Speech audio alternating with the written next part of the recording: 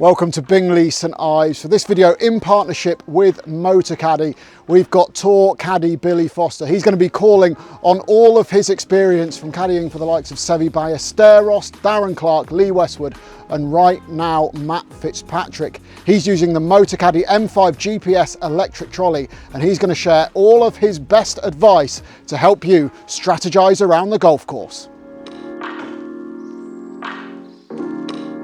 Okay, Billy, hit the fairway, as always, of course, but still quite a long way to go. So you come up to a shot like this.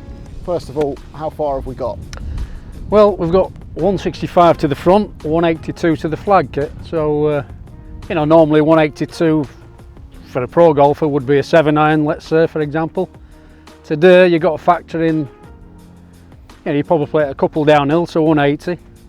The weather conditions, the temperature, it's going to go at least 5 yards less, you know, a little bit of breeze into us as well, so it's going to be, you know, probably 10, so I'll be looking at least 190, which all of a sudden changed it from a 7-iron to a really good 6-iron. So that's what you'll be looking at. Looking at your landing areas, obviously the green's pretty soft today, so you would be looking to land it 2 or 3 yards short of the hole, so then you'd be going 187 is my landing number, which still is just a nice 6-iron. So you get different scenarios, you know, if the pin was on the front, let's say there was water short, and this is where a lot of guys still make mistakes.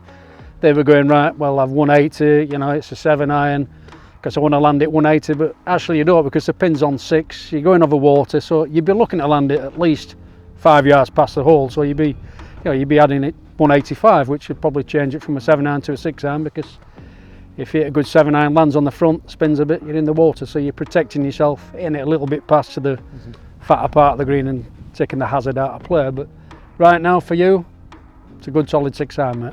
Cool. So often though, amateurs come up short on a shot like this, probably for two reasons. Ego, we think we hit the ball a lot further than we do, and also just general quality of the strike. Would you err on the long side and really get to know your yardages essentially? All day long. I mean, I've caddied in probably 3,000 pro-ams over 40 years, you know, and you know, like I say, the two mistakes you always see is the alignment's always shocking. It's always 20 or 30 yards right. So always try and pick something on line with where they're hitting it and get the club pointing at your target that's on the ground. Might be a divot or a T-peg or something, and then just step in square to your club face. So you will automatically align yourself a lot better.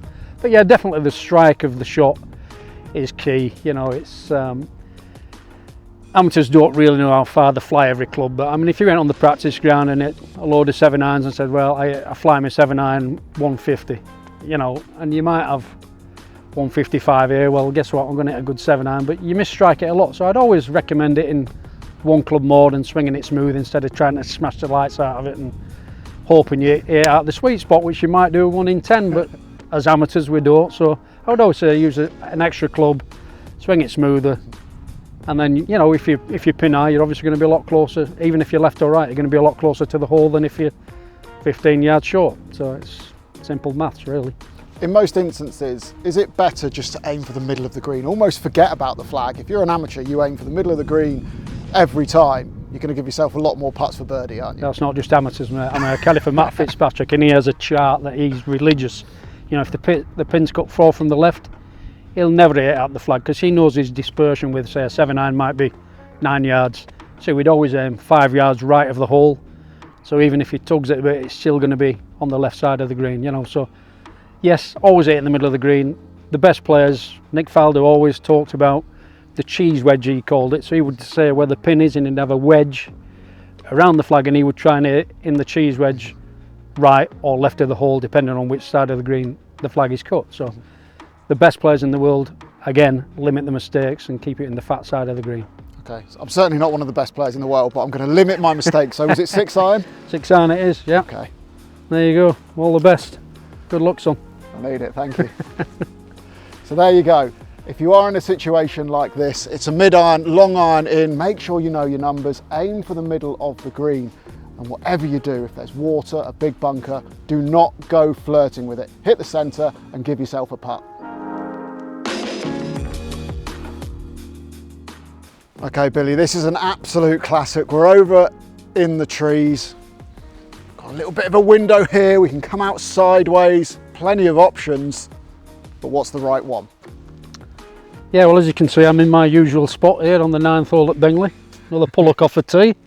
Yeah, I mean, you do have a few options here. I think I learnt a lot of different options off the great Seve Ballesteros, but obviously you've got 4 options. The easiest one is to just chip out sideways. You could actually go between this bush and the first tree here, and just, that would be the safe shot. Just pop something out short of the bunker and you can still get home in 3 on this par 5. You do have an option up here to the left where you could hit a high cut if you so desired, but I don't really see that reaching the green, so my personal shot would be between the 2 trees you can see in front. And the way I go about it, I'd always try and plumb bob, or you'd always see Justin Rose doing something like this where he holds the club up and he tries to pick the dead centre between the trees, and it just so happens that I'd always try and choose something on line in the middle of the gap there. Like this leaf is in the perfect position right in the middle of them 2 trees, so I would always try and align the club face to the leaf, so now I know that club face is pointing perfectly in between the 2 trees. Obviously play it off the back foot a little bit because you want a little low chaser, and I would try and drive that low hard through the middle of the gap and chase it in there, obviously with a bit of a draw because you need to shape it round there a bit, but that personally that would be the shot of my choice. If you've got, you know, any sort of low handicap or pro would normally go for this shot right here and chase something up just short of the green, or if you get it perfect you could knock it on the green. I'm sure the Grand Senor would be, he'd have a birdie putt from here, no problem. Yeah, we know. He'd have a bogey putt from the middle of the fairway, but he'd have a birdie putt from here. I'm no Seve, but I'm tempted. I've got to take this on. Have you got the right club there? Right. Well, yeah, that should be good, yeah. Okay, so we got that leaf as our over the leaf, little alignment. nice low punch under there. Right, I'm got channeling my inner Justin Rose here with Go this. On, then. Okay. Careful lads, it might bounce back and hit you.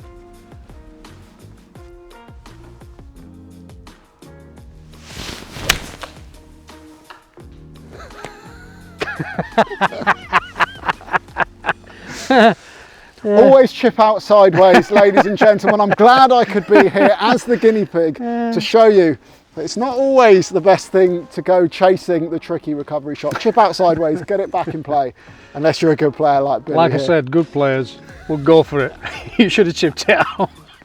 Spot on.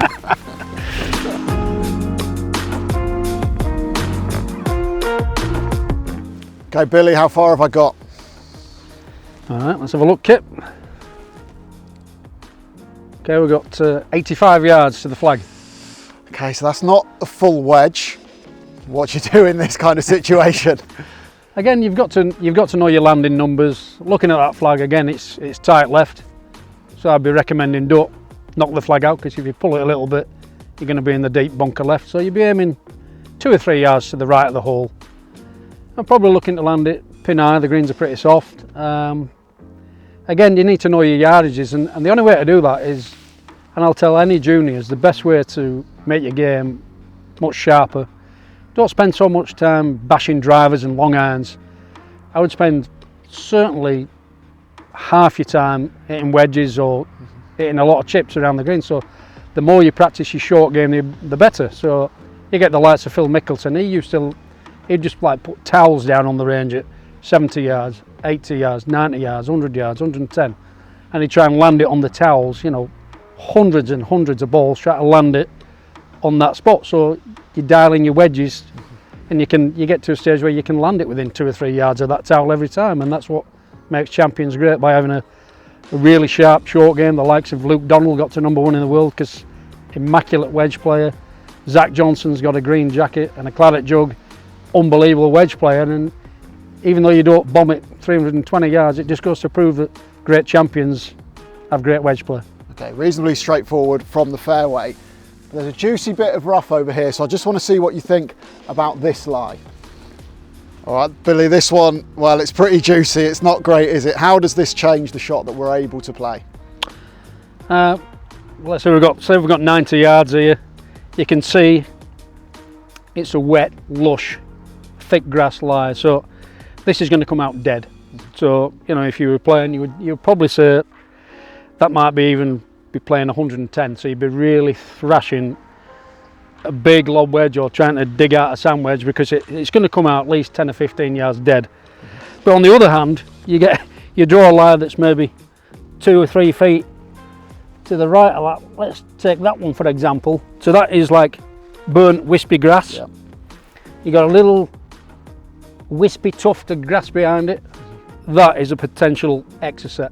So that really could jump 20 yards, at least 20 yards further than it normally would go. So you'd be looking to really probably bring the flight down that and chip one in there and get it running out, because you've got no control over that. And that happens a lot. You know, you might get, I've caddied for, I remember one with Darren Clark in Holland, really dry wispy grass, and he'd like 190 yards.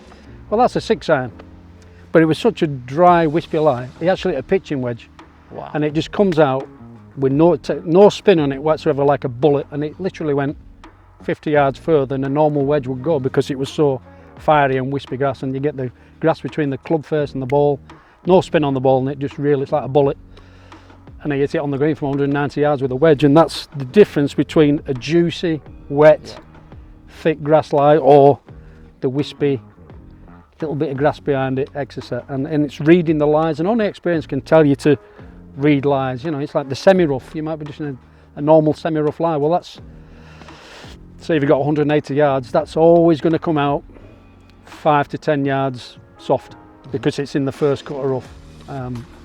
And it is reading lies, and only experience can teach you that over the years. Yeah, great stuff. So there you go. Make sure you do read the lie, because as we've just heard, whether you're in the fairway, that nice little wispy one, or in the cabbage here, that completely changes the shot that you can play, especially when it's a little pitch in from about 90 yards.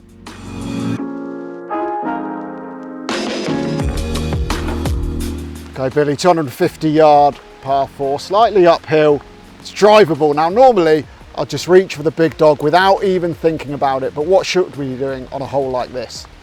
Well, you got to know your limitations, Kit. You know, don't get me wrong, if the best players in the world, or even your low handicappers would easily knock it on the green here with probably a 3 wood, you know. So, but if you're an average club golfer, to me personally, you look at the widest bit of the fairway, which is short of the cross bunker, which is probably 175 yards. So why wouldn't you hit a 5-iron or a 4-iron or whatever, lay it short of the bunker to the widest part of the fairway, leave yourself a little 50, 60 yard chip up the green, birdie putt, worst case scenario, par, or if you put like Edward Scissorhands, at least you're making a 5. But I know what the egos are like, a 20 handicappers, whatever, I can knock it on this green. Yeah, well, of course you can, but guess what, you might knock it on the green 1 in 50. Yeah. The other 49 are going in the trees, left and right, you're losing your ball. Maybe finding a couple of chops, you're making double, triple bogey from just being your ego getting the better. So you've got to know your limitations of your own golf game. What kind of ratio are we working on then? Say realistically you're going to knock it on or around the green here. How many times out of 10 to make it worth your while taking it on? You've got to be looking at 7 or 8, haven't you, really? You know, you're going to, even good golfers, your scratch players, your 2 handicappers, whatever, they're going to make a couple of bogeys or a couple of double bogeys by going for the green, and they might make 4 or 5 birdies, you know. But you've got to know, play to your own strengths and just eliminate I always remember Tom Watson say you're winning Open Championships by limiting your mistakes, not by hitting glory shots and making more birdies. You win tournaments by eliminating your mistakes.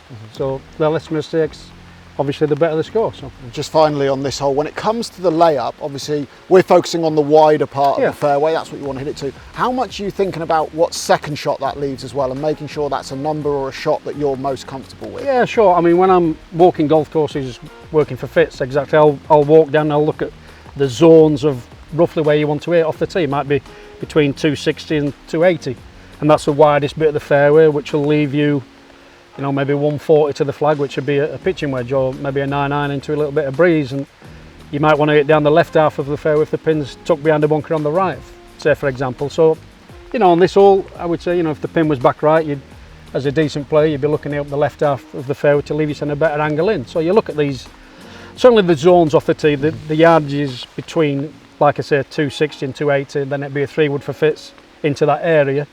and then you're looking at the pin position, where the wind is, etc., to leave yourself the best angle of attack. So that goes without saying. So brilliant. So there you go. When it comes to drivable par fours, leave the ego at home, aim for the fat bit of the fairway, leave yourself a nice, easy second shot onto the green. You can always make birdie without going for it.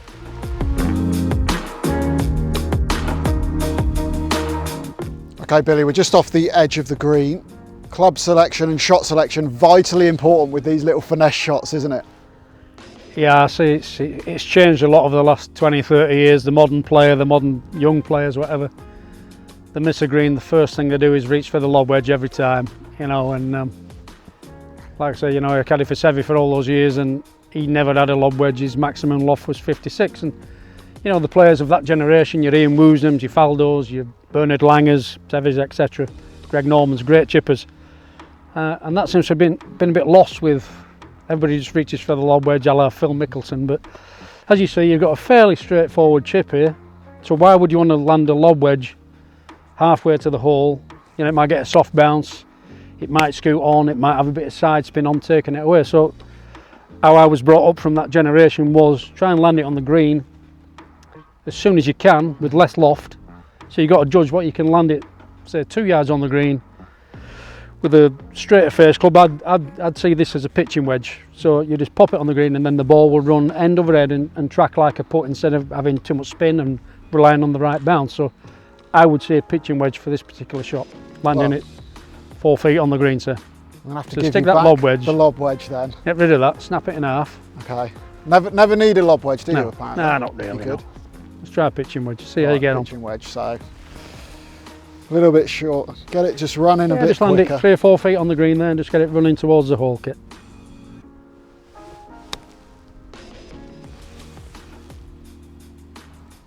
Pretty good. Yeah, spot on for 5 distance, feet. really. Yeah, just pulled it a little bit, but landed in the perfect spot, and you know, it was online, it had a chance to go in. But Great stuff. So anytime you are around the greens, use as little loft as you can to get the ball running as quickly as you can, and you're sure to get a more consistent outcome. Thanks for watching. Some fantastic advice and amazing insights from Billy Foster there. That's all for this video in association with Motocaddy. Make sure you use those tips next time you're on the golf course, and I'm sure you'll shoot loads under your handicap.